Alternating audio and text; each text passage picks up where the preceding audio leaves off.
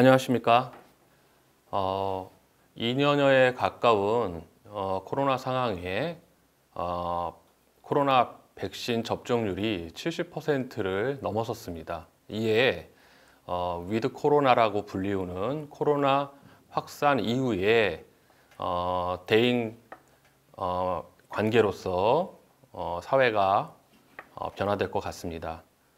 문화 콘텐츠 시장과 문화 콘텐츠 산업에서도 위드 코로나에 대비하여 이제 변화를 모색 중입니다. 이에 OTT 플랫폼 콘텐츠에서 발견되는 우리 것의 사용법이라고 하는 큰 전제와 주제 하에서 몇 가지 이야기를 드리고자 합니다. 저는 영화 감독 하원준입니다. 현재 시나리오 작가 활동을 병행하고 있고 문화 콘텐츠 학과에서 후학을 양성하기도 합니다. 오늘 말씀드릴 목차에 대해 간단히 소개해드리면 코로나 발생 이후에 OTT 플랫폼의 현황과 OTT 플랫폼 콘텐츠 중에서 우리 제작 콘텐츠의 현황에 대해 살펴보겠습니다. 그리고 우리 것에 대한 정의와 범위를 살펴보고 우리 것 중 스토리 사용법, 그리고 원작 사용법, 그리고 사회 현상 사용법에 대한 세 가지 사용법에 대해서 저의 견해를 말씀드리고자 합니다. 먼저 코로나19 발생 이후 OTT 플랫폼 현황에 대해 짧게 알아보도록 하겠습니다. 이 코로나19 발생 이후에 OTT 서비스에 대해 알아보기 전에 우리는 이 OTT 서비스에 대해 대체적으로 많은 정보들을 가지고 있습니다. 최근에 넷플릭스에서 오징어 게임의 빅히트로 인해서 OTT에 대한 개념과 혹은 OTT 플랫폼이 무엇인지 또는 OTT 플랫폼에서 컨텐츠가 의미하는 것이 무엇인지에 대해서는 많은 분들이 개인적으로 살펴보기도 하고 알아보기도 하십니다. 그래서 그렇게 중복되는 내용에 대해서는 조금 배제하고 이 OTT 서비스에 대해서 우리가 관가하고 있었던 것들, 때로는 중요함에도 불구하고 감추어져 있었던 것들에 대해서 조금 더 알아보는 시간을 가질까 합니다. 먼저 OTT 서비스의 인기 이유 중에 하나인 집콕 시간의 증가, 코로나 상황으로 인해서 집에서 활동하는 시간이 늘어났기 때문에 아무래도 이제 집에서 활동하는 그 여가를 어떻게 즐길 것인가에 따라서 많은 컨텐츠의 흥망성쇠가 살펴지고 있습니다. 발견되고 있습니다. 이에 집콕 시간의 증가가 OTT 서비스의 인기 이유의 대표적이라고 말씀드리는데요. 특히 한국은 인터넷 인프라의 활용이라든가 또 택배 등의 배달과 구독 문화의 활용으로 이 집콕 시간의 증가임에도 불구하고 상대적으로 쾌적하고 조금 더 편하게 활동할 수 있기 때문에 이런 OTT 서비스를 많이 이용하는 것 같습니다. 또한 코로나 발생 이후에 극장 관람에 비해 상대적으로 저렴한 비용으로 이 OTT 서비스 플랫폼을 이용하는 것 같습니다. 상대적으로 극장은 밀폐되어 있고 어둡고 그런 점에서 좀 기피되는 것 같습니다. 코로나 상황에서. 그에 반해 집에서 편하게 OTT 서비스를 이용할 수 있기 때문에 상대적으로 저렴한 비용 속에서 인기가 유지되는 것 같습니다. 또한 한국의 경우 SNS의 활용도가 매우 폭넓고 활발한 국가 중에 하나인데요. 컨텐츠 정보 공유의 활발함이 눈에 띕니다. 특히 후에 다시 말씀드리겠지만 우리는 피벗 타임이라고 하여 열기가 발생하는 시간이 굉장히 짧으면서도 강력하다라는 그런 점이 있습니다. 이에 동조하고 합류하고자 하는 심리가 발달되어 있다고 말합니다. 그래서 이 피벗 타임 속에서 우리 MZ세대들의 경우에는 이 클라우드형 인간들의 스타일이라고 말하죠. 정보를 공유하고 있고 특별히 자기가 소유하는 것이 아닌 이 컨텐츠를 개인 소장하지 않고 클라우드형으로 보관하고 활동하는 이런 것까지를 포함한다면 이 OTT 서비스의 인기 이유는 대략 이런 세 가지로 압축할 수 있을 것 같습니다. 반면에 코로나 쇼크로 인해서 영화 산업은 매우 큰 위기를 겪고 있습니다.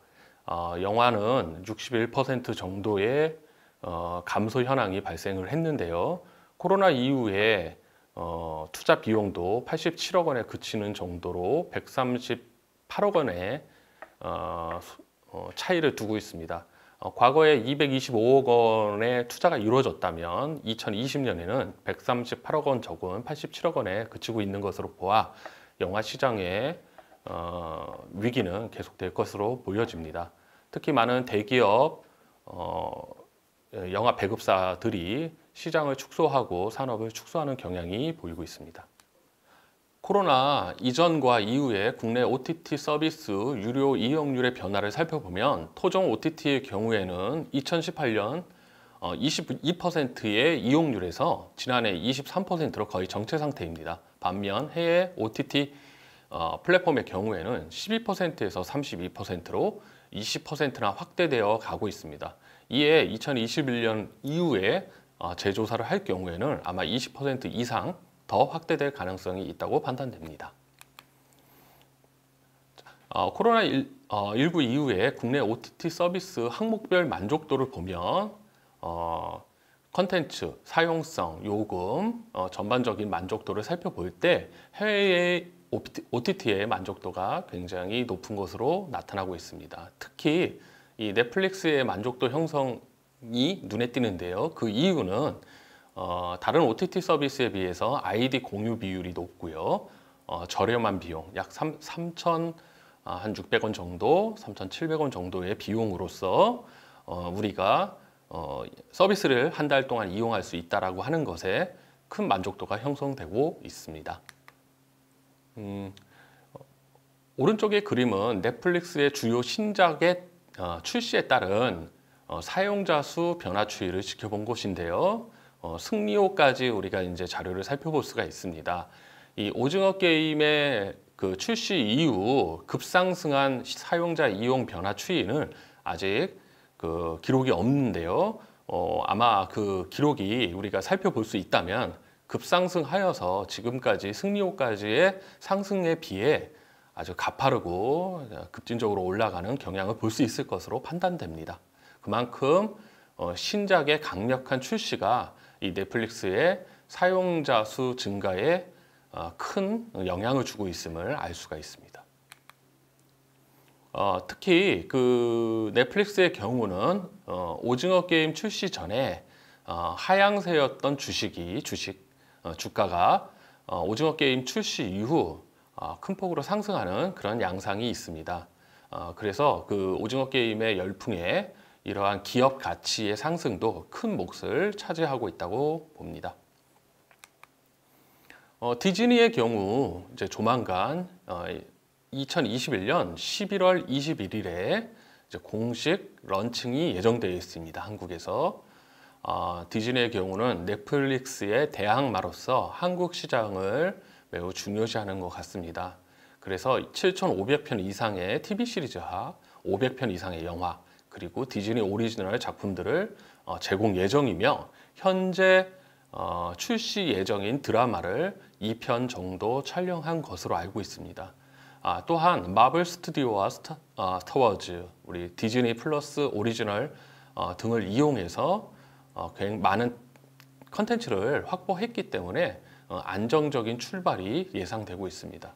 가격은 월 9,900원 정도로 타 OTT 업체와 비슷하거나 저렴한 가격으로 책정되어진 상태입니다.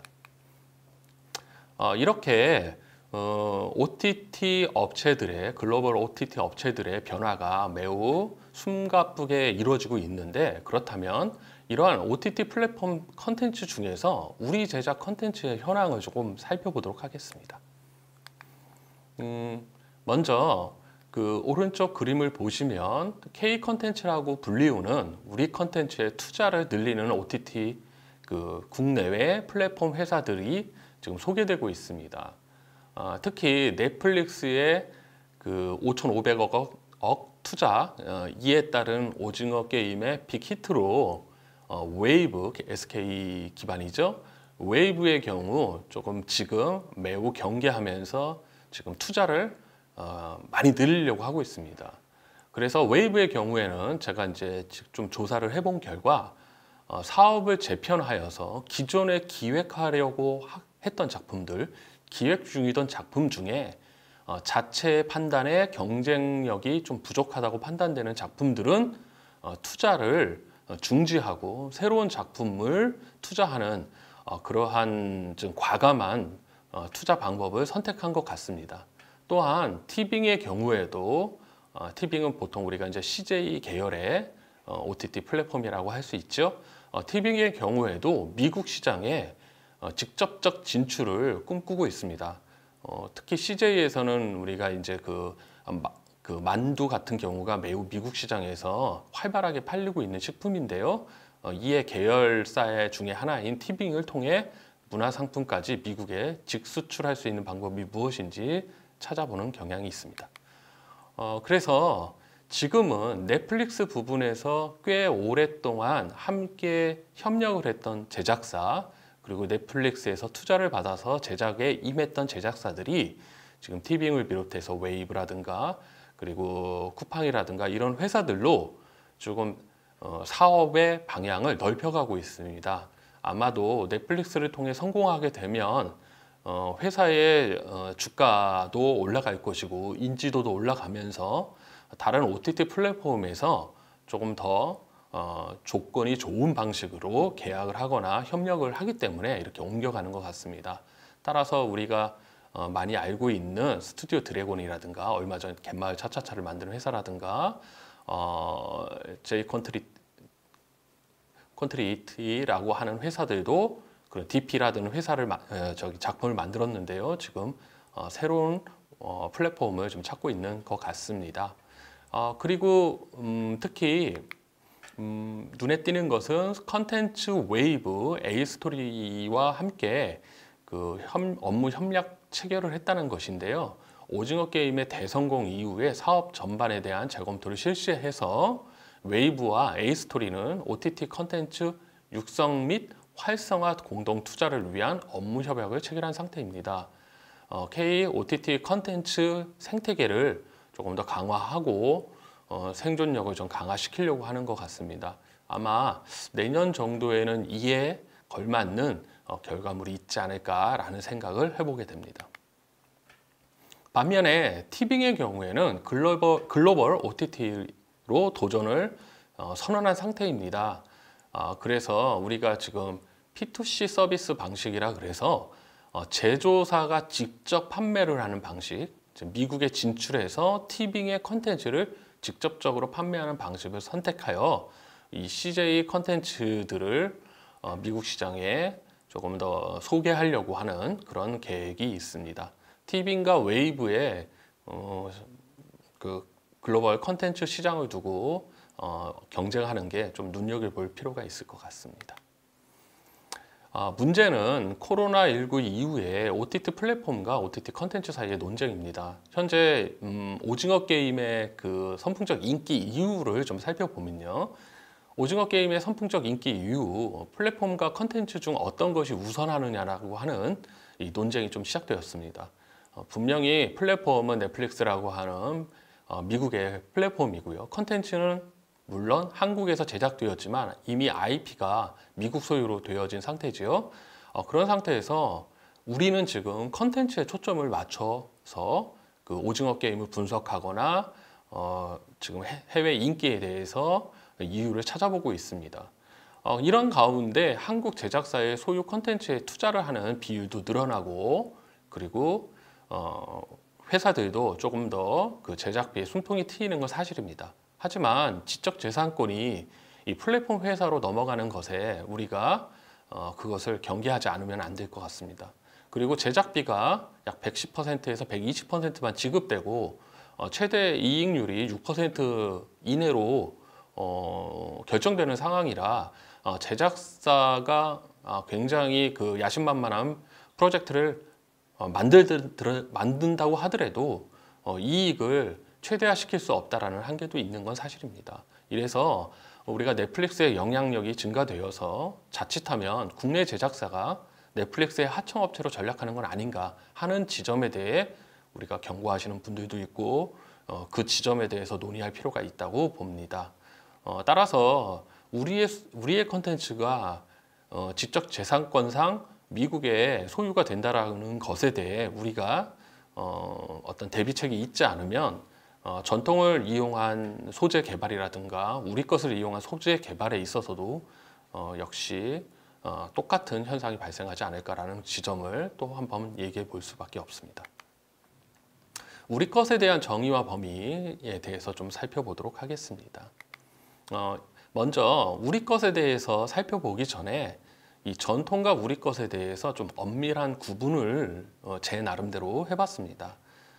전통이라고 하는 것이 과거로부터 만들어진 그 특정 집단 내에 전송된 물질 문화 혹은 사고, 행위 형식, 상징, 우리가 과거에서부터 현재까지 혹은 미래까지 지켜나가야 될 긍정적인 요소들을 전통이라고 한다면 우리 것은 우리가 지닌 이러한 전통을 포함하고 어떤 물건, 존재, 사람까지를 포함하는 그리고 현상과 행위까지를 포함하는 따라서 우리 것은 전통보다는 좀 더 포괄적이고 넓고 여러 현상들이 함께 존재하는 그런 것을 의미한다고 할 수 있습니다. 따라서 OTT 플랫폼의 컨텐츠에서는 이러한 우리 것에 대해 좀 더 주목하는 글로컬리제이션 시키는 것이 지금 우선입니다. 따라서 전통보다는 우리 것에 초점을 맞추고 컨텐츠의 개발과 컨텐츠의 소재를 발굴하는 것이 조금 더 OTT 플랫폼에 걸맞는 것 아닌가라고 생각할 수 있겠습니다. OTT 글로컬리제이션의 경우에 우리가 살펴보면 글로컬리제이션이라고 하는 단어는 우리가 문화 컨텐츠 용어로서 사용하는데 이 앞에 OTT라고 붙임으로써 우리의 것으로 세계화를 이뤄내는데 여기서 말하는 우리 것이라는 것이 꼭 전통이라는 것에만 국한되는 것이 아닌 때로는 조금 더 한국 것에 걸맞는 현상들, 우리 사회를 포함하거나 우리 사람들의 특징이라든가 우리 안에서 나오는 부작용까지를 포함하는 그것을 가지고 어떤 컨텐츠를 만드는 것입니다. 따라서 넷플릭스라고 하는 이 국적을 초월한 뉴 미디어 컨텐츠 플랫폼에서는 전통보다 우리 사회에서 발견되는 우리 사람들 속에 있는 우리 안에 있는 뭔가 특별하고 섬세한 어떤 그러한 소재들을 원하는 것이라고 할 수 있습니다. 만약 그 OTT 플랫폼에서 전통과 우리 것을 두고 하나를 선택한다면 우리 것을 선택할 수 있다고 봅니다. 그 대표적인 작품이 오징어 게임이라는 것이죠. 그래서 오징어 게임을 우리가 보고 그 안에서 뭐 무궁화꽃이 폈습니다라든가 여러 가지 등장하는 게임이 우리 것이냐 아니냐라고 하는 그 논쟁보다 중요한 것은 그것이 우리 것이냐 아니냐 이전에 이미 그것은 우리 것 안에 우리 안에 내포되어 있었던 것이고 그것을 제때 사용하고 그리고 그 특징을 잘 잡아서 컨텐츠를 만들면 그것이 OTT 글로컬리제이션 안에서 우리가 보면 장점을 살리는 것이다 라고 말할 수 있습니다. 그래서 전통과 우리 것의 차이점은 이 우리 것이라고 하면은 이 땅에서 일어나는 다방면의 다양한 일과 현상까지를 포함하는 거라고 할 수 있습니다. 이 땅에서 일어나는 다방면의 다양함이라는 것이 꼭 전통이 아니라 악습일 경우도 있는 것입니다. 그런데 이러한 컨텐츠를 만드는데 스토리는 악습이든 구태든 타파되어야 될 것들, 악행까지를 모두 포함하고 그것들로 이야기가 시작되지만 결국은 그 안에서 긍정적인 그리고 가치 있는 메시지를 끌어내는 것, 이것에 그 의미가 있기 때문에 전통이라는 것에 너무 그 함몰되거나 경직된 태도로 소재를 개발하는 것에 임할 필요는 없다고 봅니다. 그래서 전통보다 우리 것의 선택 이유는 소재의 자극성이 확보될 수 있습니다. 그래서 우리 것이라고 하는 것에 배신과 음모, 복수, 희생의 버라이어티까지를 포함하는 것들이 아주 그 드라마틱한 그 라인을 형성하고 있기 때문에 소재의 자극성이 확보됨으로써 OTT 컨텐츠 플랫폼을 안에서는 굉장히 매력적인 소재가 될 수 있을 것 같습니다. 드라마 갈등 고조의 확보, 상향 출발과 하향 출발, 극적 고조점이 활발하다. 이 지점은 드라마 트루기에서 말하는 용어이긴 한데요.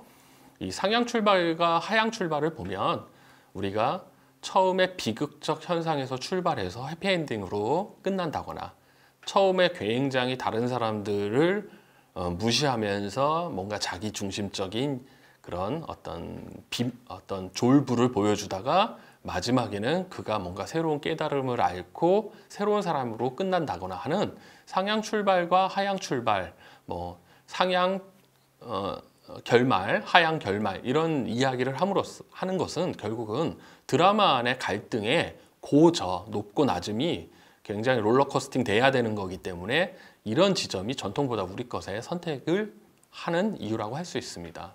또한 시청자들에게 쉬운 수용, 이 지점이 좀 중요한 것 같습니다.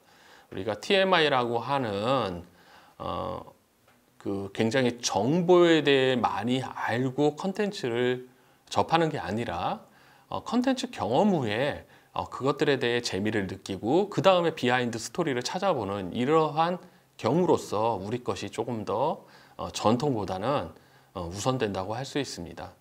우리 역사가 우리에게는 쉬울 수 있지만 글로벌 시장에서 전 세계인이 우리 역사에 대해 알고자 할 때는 조금 더 어려움이 좀 있을 수도 있다는 점이 전통보다 우리 것의 선택 이유일 것입니다. 물론 제가 말씀드리는 우리 것 안에는 이러한 역사까지를 포함하고 있기 때문에 좀 더 광범위한 내용으로서 범위로서 말씀드리지만, 그런 지점에서 우리 것이라고 하는 것에 조금 더 초점을 준다면 시청자의 쉬운 수용이 조금 우선되고 이 지점에서 컨텐츠가 제작되어야 되는 것이 아닐까 해봅니다.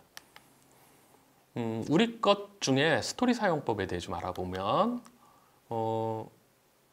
오른쪽은 최근에 넷플릭스에서 출시했던 DP입니다.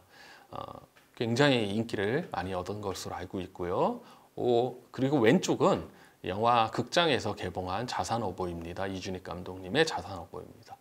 이 그 두 개의 작품은 극장 개봉작과 넷플릭스 방영작이라고 하는 차이점이 있는데, 이 그 DP의 경우는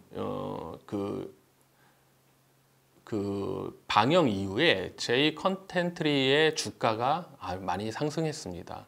결국은 컨텐츠의 방영으로 인기를 끌었을 때 제작사의 이 주가와 제작사의 몸값이 올라가는 것으로 우리가 이제 알 수 있죠. 이를 통해서 제작사는 조금 더 안정적인 제작비 확보라든가 드라마를 만들 루트를 확보할 수 있다는 것이 조금 이제 그 특징이라고 할 수 있는데요. 반면에 극장에서 개봉을 할 때 성공을 할 경우, 흥행을 할 경우에는 매우 큰 그 이익이 제작사에 찾아오지만, 이 자산어보처럼 꽤 많은 사람들에 의해 훌륭한 영화로 평가되고 또 많은 평론가들에 의해서 좋은 영화로서 평가받는 이 작품이 기대에 미치지 못하는 이 관객 수를 동원한 것으로 봤을 때, 코로나 이후에 극장 개봉 또는 극장 개봉으로 수익을 발생한다라는 게 그렇게 녹록치만은 않을 것 같다라는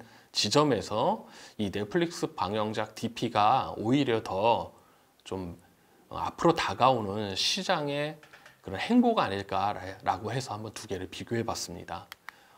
그래서 넷플릭스가 원하는 컨텐츠는 결국은 앞으로 잠깐 돌아가면 이 자산어보와 같은 수작, 굉장히 훌륭한 작품이기보다는, 물론 DP가 훌륭하지 않다는 것은 아닙니다만 수작보다는 화제성을 더 원한다는 겁니다. 따라서 넷플릭스는 이 화제라고 하는 것의 키워드로 이익이 될 수 있는 혹은 정당한 자극을 선점해서 가자라고 하는 것이 지금 우선되고 있는데요. 만약 이제 이런 소재를 한번 살펴보겠습니다. 이것은 한국국학진흥원에 있는 기록 문화입니다만 유산입니다. 그래서 임천서당 중건일기의 한 페이지인데요. 임천서당을 다시 짓는 것에 양반들이 모여서 회의를 하고 중건을 해왔던 과정을 일기로 담은 책입니다.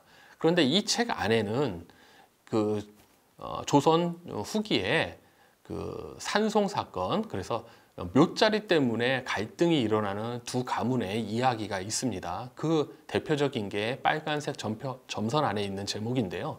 묘자리 송사 때문에 길을 나서다가 물에 빠져 죽은 시아버지의 원한 며느리가 풀어드리다 해서 물에 빠져 죽은 시어머니의 원한을 며느리가 풀어주기 위해서 그 상대 가문의 집안에 매장된 그 묘를 파헤치는 그런 일을 이 며느리가 저지르게 됩니다. 그리고 그 후에 인천서당 중건 일기에서는 이 며느리에 대한 평가, 며느리가 자수를 하고 관하로 가서 자신의 억울한 지점에 대해 이야기를 하고 재판을 받았다고 하였고, 이에 양반들이 상소문을 써야 된다라고 하는 그런 이야기까지 하게 됩니다. 문제는 이러한 기록이 이 인천서당 중건일기에 2건이 있는데요. 이렇게 매우 중요하게 양반들이 논의했던 이 기록이 어느 순간 더 이상 논의되지 않습니다. 그 이유가 무엇인지 알 수가 없습니다. 만약에 여기까지를 우리가 전통이라고 한다면 이 전통을 가지고 OTT 플랫폼에서 이야기를 만들기는 좀 어려울 것입니다. 그렇다면 이 뒤에 작가의 상상, 우리 컨텐츠에 참여한 사람들의 상상이 이제 개입되어서 이야기를 만들어야 하는데, 그 이야기는 어쨌든 드라마가 비틀기가 들어가는 드라마 트루기가 들어가면서 변형하게 되어 있습니다. 이제 전통의 변형이 일어나겠죠. 그러면 혹시나 이 양반들이 그쪽의 관하에 현감과 어떤 결탁을 하였는가, 혹은 며느리는 어떤 일을 당하였을까, 또는 상대편 집안이 뭔가 또 다른 어떤 계략을 꾸몄을까, 이런 것들에 대해서 이제 상상해서 이야기를 써야 하는 것이죠. 결과적으로는 이 인천서당 중건일기를 대표하여서 이런 기록물의 약점은 기록 그 자체에 멈춰 있는, 그리고 사실에 근거한 장점에 비해 더 이상 확대되어 가는 인간들이 느끼는 어떤 창작의 로망이라든가 시장을 말하지 못하는 그런 지점이 있다는 거죠. 따라서 작가나 창작자들은 그 다음 지점들을 만들어내서 극적인 이야기를 만들어내야 되기 때문에 전통에 머물러서는 OTT 플랫폼을 비롯해서 뉴 미디어 시장에서 각광받는 소재로 사용하기는 어렵다. 이 다음에 변형 과정이 필요하다라고 생각되어서 이 인천서당 중건일기를 한번 예를 들어 꺼내봤습니다. 제가 이 이야기를 꺼낸 이유 중에 하나는 OTT 플랫폼은 아니지만 저 역시 이 인천서당 중건일기의 이 이야기 소재를 가지고 이 전통 뮤지컬을 곧 이제 공연에 올릴 예정이기 때문에 이러한 전통을 가지고 이야기를 만드는 것에 대한 이 고민이 거의 동일선상에 있습니다. 이런 지점에서 어떻게 하면 전통을 좀 더 극적인 장치를 사용해서 이야기를 만들까에 대해 이렇게 이야기를 한번 꺼내봤습니다.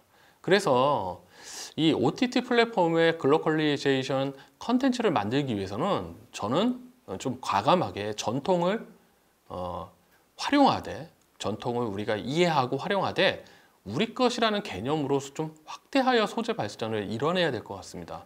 따라서 전통 기록물에 있는 기록 이상의 아이러니한 시각으로 소재를 비틀어 발전시키는 그러한 지점으로서 우리가 좀 사회적인 암묵적 약속이라 그럴까요? 요즘 창작자들이 이 전통적 소재를 가지고 이야기를 만들 때 소재를 이렇게 극적으로 만드는 것에 대한 스트레스도 있지만, 이 어떻게 보면 전통이 어디까지 우리가 허용할 수 있는 기록이고 어디까지 창작해야 되는가 하는 것에 대한 사실 조심스러움도 꽤 있습니다. 요새 사회적 분위기로 봤을 때 그런 지점에서 조금은 그런 지점에서 엄격함은 유지되되 조금은 좀 넓게 창작이라고 하는 개념 속에서 좀 바라봐 주셨으면 하는 것도 있고요. 전통 소재에 함몰돼서 경직된 태도로 소재 확장과 창작을 기대하기는 어렵습니다. 때로는 왜곡과 변형은 일어나는 것, 그리고 이러한 것들이 철저한 소비자를 중심으로 이야기가 만들어져 있기 때문에 지금 발생하고 있다. 물론 명분을 말하기엔 글로벌 OTT 플랫폼 회사들의 신뢰에 모든 초점이 맞춰져 있기 때문에 따라가는 경향이 있지만 전통과 좀 우리 것을 좀 구분하거나 전통이 우리 것으로 발전되는 것에 대해 조금 더 이해를 한다면 뭐 우리가 봤을 때 오징어 게임 이상의 조금 더 우리 것의 소재들을 사용하는 그러한 컨텐츠들이 좀 더 만들어지지 않을까라는 생각은 해보게 됩니다.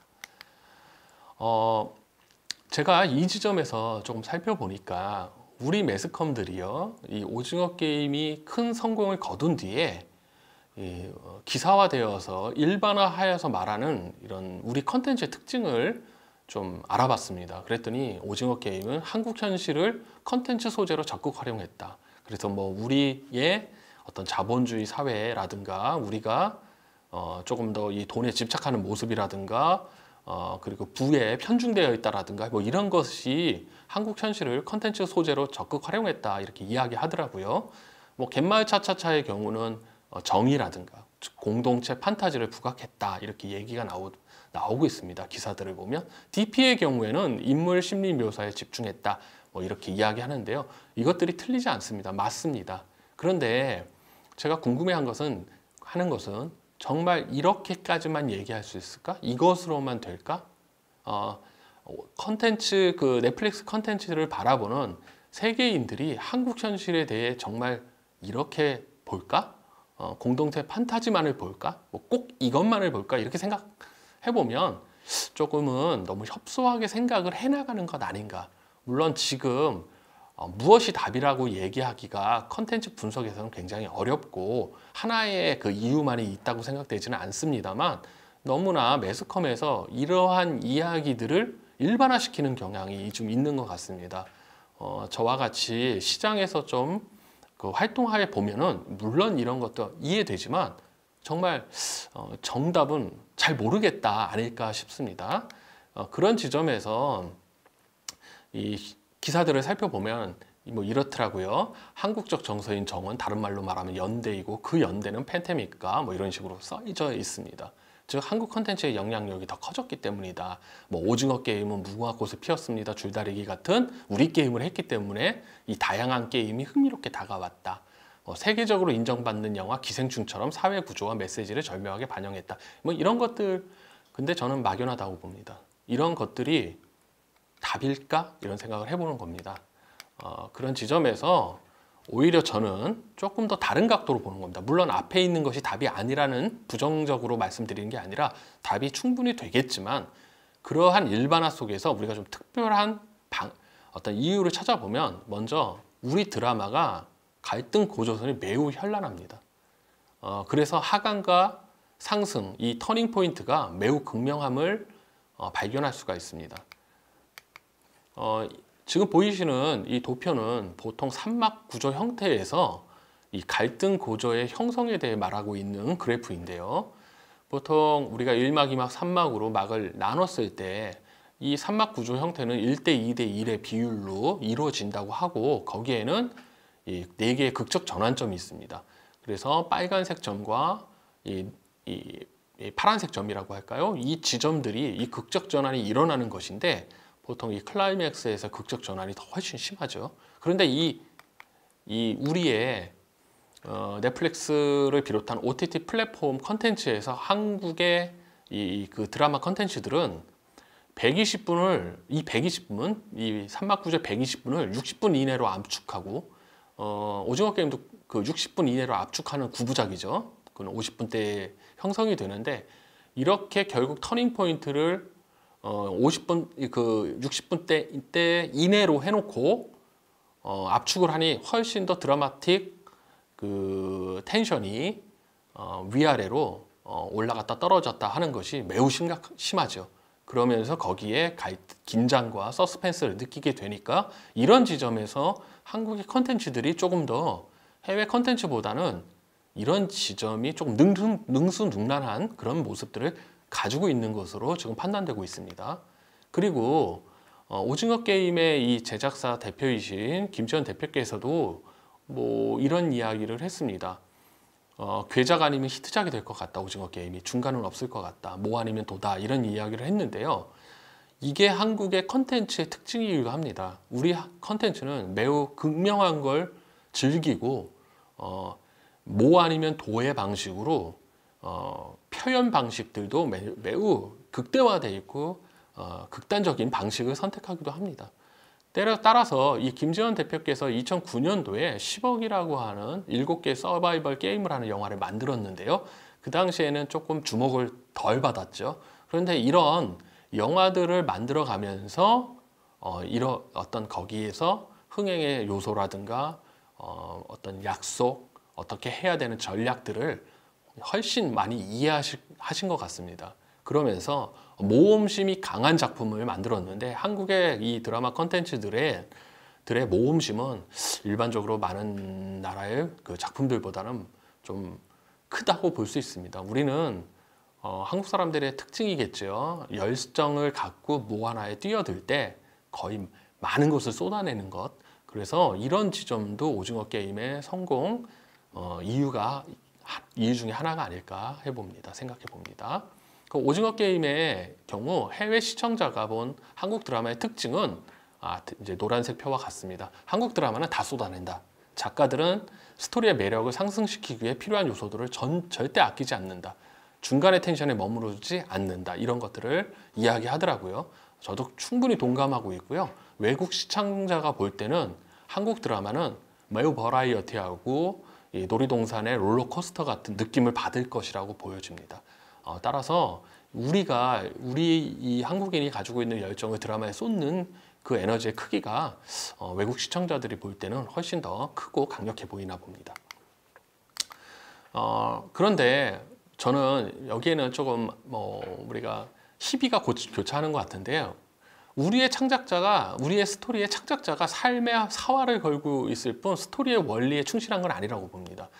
가령 우리가 드라마의 어떤 법칙이라든가 드라마 트루기 극작술의 어떤 법칙이라든가 이런 것에 충분히 충실하게 따른다 이러한 것으로 우리 컨텐츠를 살펴보고 있는데 저는 우리의 그 스토리 창작자들은 그러한 법칙과 약속보다는 오히려 더 크게 어떤 그 자신들이 삶의 사활을 걸고 이야기를 완전하게 완성시키고자 하는 태도로서 쓰기 때문에 성공될 수 있는 확률이 더 높다고 보고 있습니다. 이 지점에서 너무 연구자들이 그런 대입법으로서 우리 스토리를 연구하는 것 같긴 한데 그런 지점도 간혹 오해가 있으니까 사실은 조금 더 넓게 지켜보는 것이 좀 좋을 것 같고요. OTT의 우리 스토리 사용법에 대해서 살펴보면 상황의 아이러니 극대화라든가 한국적 심파의 세계화, 한국형 메소드 연기를 펼치는 등장인물들의 등장, 그리고 스토리 한편에 트랜스미디어의 개념을 컨셉화한 이런 지점들이 우리 스토리의 사용법이라고 할 수 있겠습니다. 다음으로 우리 것 중에 원작 사용법으로는 국내 웹툰 시장이 1조 원대로 확대된 지금 현재에서 한번 살펴보도록 하겠습니다. 지금 100조 잠재 시장의 전쟁이라고 말할 만큼 웹툰의 그 시장이 매우 극대화로 넓어지고 있습니다. 이때 그 웹툰의 경우에는 영상을 이야기로 만들어 갈 때 이 표상 처리가 좋은 것 같습니다. 이야기체로 표상이 하는 것이 아니라 이미지로 표상을 처리했기 때문에 이러한 이미지 표상의 동질화의 장점이 있습니다. 표상의 경우에는 지각 표상, 기억 표상, 그리고 상상 표상이 있는데 웹툰의 경우에는 이러한 이미지를 통해 상상 표상을 극대화하는 그런 특징을 가지고 있습니다. 그리고 이때 상상 표상의 동질성을 이끌어내는 것이 바로 스토리라고 할 수 있죠. 웹툰의 영상화는 지금 2020년까지 약 80여 편이 만들어져 있고요. 넷플릭스의 경우에는 최근에 이태원 클라스라든가 스위트홈, 경이로운 소문 등이 웹툰을 통해서 다시 만들어지면서 웹툰의 순위도 상승하고 있는 그런 특징을 살펴볼 수가 있었습니다.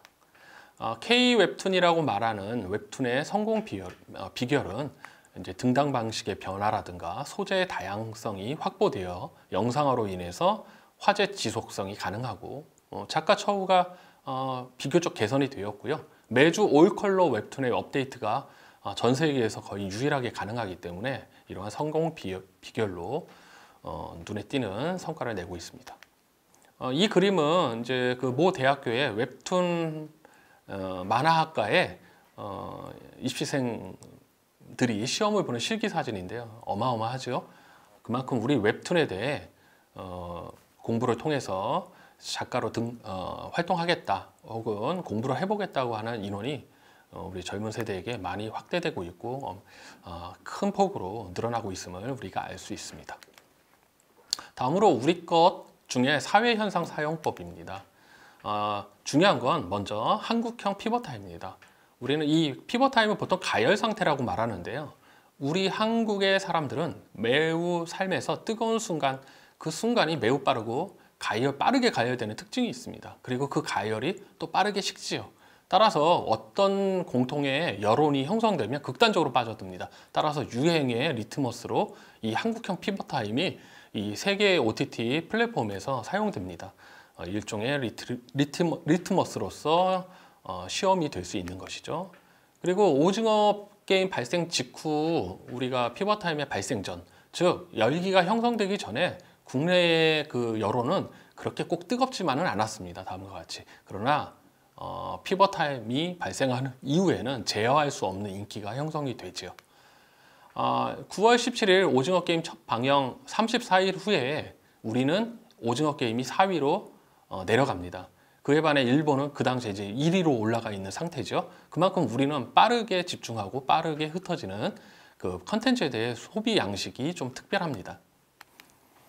넷플릭스의 탑 10을 살펴보면 쇼타임 부분에서 오징어 게임, 그 다음에 마이네임이라든가 갯마을 차차차를 보면은 1, 2, 3위를 차지하고 있습니다. 일본에서. 그런 거 보면 한국의 컨텐츠가 매우 큰 그 영향력을 행사하고 있고 일본의 컨텐츠들은 지금 부진함을 알 수가 있죠. 그래서 우리는 또 두 번째로 몰빵과 영끌이라고 하는 우리 사회는 이 몰빵이라고 하는 것이 꼭 나쁜 의미가 아니라 모든 것을 다 에너지를 쏟아내는 그런 우리 사람들의 구성원들이 이루어져 있는 것 같고요. 영끌이라고 하는 마찬가지로 영혼을 끌어모은다라고 하는 것이 나쁜 것이 아니라 그 에너지를 다 모아서 하나에 집중하고 투자하는 이런 것들을 통해서 볼 때 우리 한국 사람들의 모험심이 매우 크기 때문에 그 안에서 만들어지는 스토리도 모험심이 큰 캐릭터가 움직이는, 활동하는 그런 이야기가 만들어진다고 할 수 있습니다. 그래서 우리는 중간 지점이 없는, 달거나 맵거나 하는 것처럼 중간 지점을 원하지 않는 오히려 극단적인 삶을 즐기는 사회입니다. 이게 나쁜 의미가 아니라 우리가 익스트림하다고 얘기하는 극단성을 우리가 즐기고 있는 것이죠. 그래서 결론적으로 말하면 OTT 플랫폼에서 우리 것은 전통보다 더욱 매력적으로 여겨지고 더 거시적인 크기를 지니고 있습니다. 우리 것은 스토리 측면과 원작 측면, 사회 현상까지 사용되는 것, 그리고 어두운 면까지 포용하는 것, 전통과 악습이라고 하는 두 가지를 모두 소재로서 사용하는 것이라고 말할 수 있고요. 또 우리 것은 우리 것이 우월하기 때문이 아니라 글로벌 시장의 시청자들에게 새로운 것으로 다가가고 있기 때문이라고 봅니다. 따라서 저는 전통도 우리 것에 포함시켜 우리 것의 확장에 좀 더 필요하다고 여겨지고 그것에 많은 소재의 개발과 바라봄이 있어야 된다고 생각됩니다. 이렇게 OTT 플랫폼 컨텐츠에서 우리 것이라고 하는 거시적인 개념이 어떻게 사용되는지를 짧게 이야기해 보았습니다. 감사합니다.